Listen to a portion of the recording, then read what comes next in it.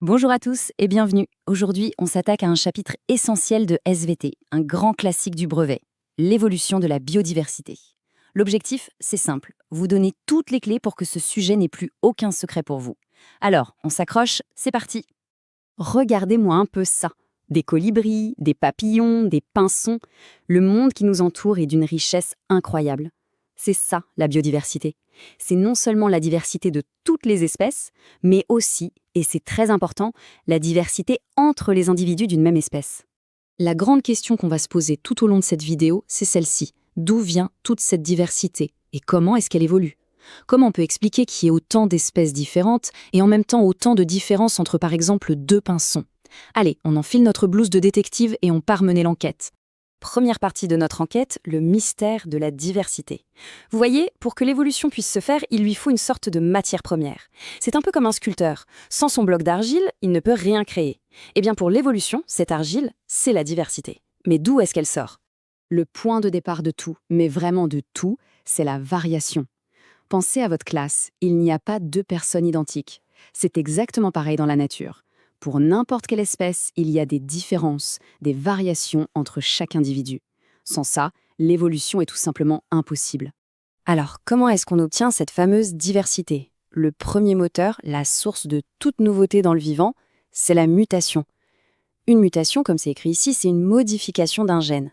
Et là, il y a un mot qui est absolument crucial, c'est le mot aléatoire. Ça veut dire que ça arrive complètement par hasard. Un organisme ne décide pas de muter pour s'adapter. C'est vraiment la loterie de la génétique. Et pour que ce soit bien concret, voilà ce que ça peut donner. À gauche, vous avez une mouche du vinaigre tout à fait classique qu'on appelle sauvage avec ses yeux rouges. À droite, une autre mouche. Une mutation est arrivée par hasard sur un de ses gènes et paf, elle se retrouve avec les yeux blancs. C'est un nouveau caractère qui n'existait pas avant et qui est apparu de façon totalement aléatoire.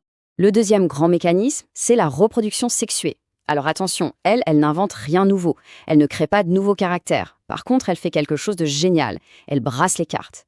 À chaque génération, c'est comme si on mélangeait le jeu de cartes des parents pour créer des combinaisons uniques chez les enfants. L'expérience de Mendel avec ses petits pois, c'est l'exemple parfait de ça. En croisant des parents avec des caractéristiques différentes, il n'a pas obtenu des clones. Non, il a obtenu plein de nouvelles combinaisons. C'est la preuve que la reproduction sexuée est un incroyable mélangeur de diversité. Elle redistribue les cartes qui existent déjà. Ok, passons à la deuxième étape de notre enquête. Maintenant qu'on a cette diversité qui est créée par les mutations et brassée par la reproduction, que se passe-t-il? C'est là que l'environnement entre en scène. On a donc une population, avec plein d'individus tous un peu différents les uns des autres. La question c'est comment le milieu de vie va-t-il influencer tout ça? Qui va survivre? Qui va pouvoir se reproduire? Et donc, quels caractères vont se répandre de génération en génération? On va voir ça avec un cas d'étude typique du brevet. Alors voilà, le genre de document qui fait peur, mais qui est en fait assez simple. C'est un graphique. Premier réflexe, on regarde les axes. En bas, l'axe des abscisses, on a les années.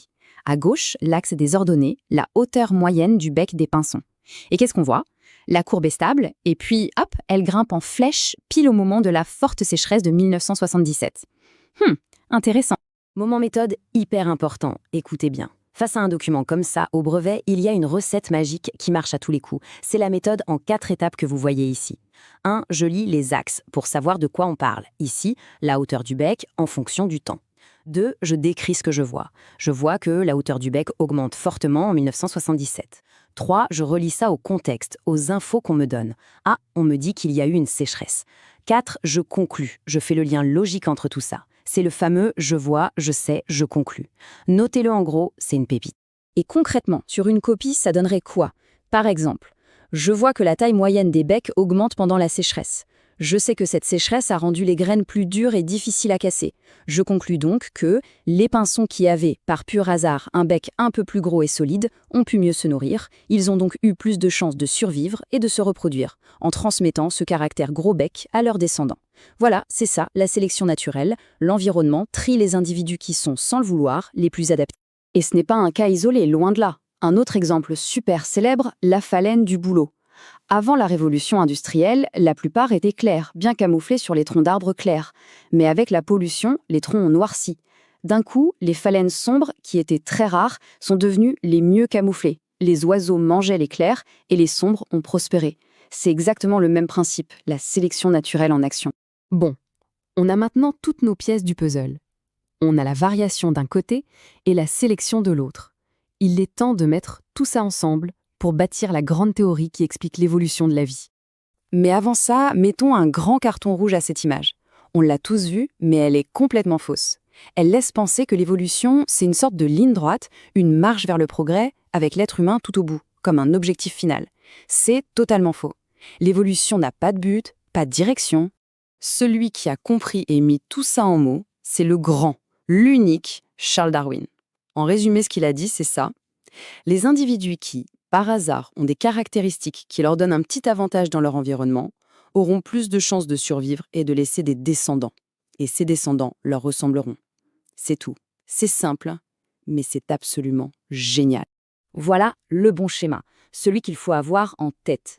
L'évolution, ce n'est pas une ligne, c'est un buisson qui part dans tous les sens. Regardez bien. En haut, on a une population de départ, avec de la diversité.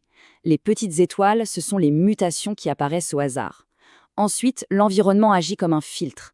Les individus qui ont des variations qui ne sont pas favorables, les petites croix, ne survivent pas ou se reproduisent moins. Seuls les mieux adaptés transmettent leurs gènes. Et ça recommence, génération après génération. Un point super important maintenant, pour développer votre esprit critique. La théorie de l'évolution, ce n'est pas une opinion, ce n'est pas une croyance, c'est un savoir scientifique. La différence est énorme.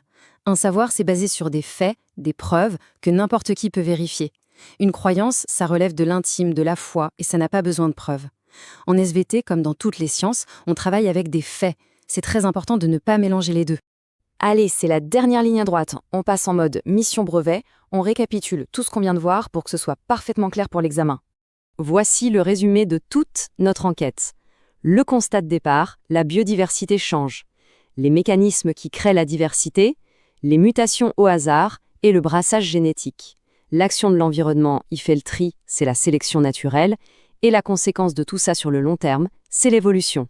Si vous devez retenir une équation, c'est celle-ci. Mutation plus sélection égale évolution. Simple et efficace. Et pour finir, la voilà, votre fiche de survie pour le brevet. Les notions clés. Mutation, le mot-clé, c'est aléatoire. Sélection naturelle, le mot-clé, c'est tri. Et évolution, c'est la modification sur le long terme. Surtout, attention aux erreurs fréquentes. N'écrivez jamais « les animaux s'adaptent parce qu'ils en ont besoin ». Non, le hasard crée, l'environnement trie. C'est un processus passif. Et on ne dit pas « l'homme descend du singe », mais plutôt « l'homme et les autres singes actuels ont un ancêtre commun ». C'est plus précis et plus juste.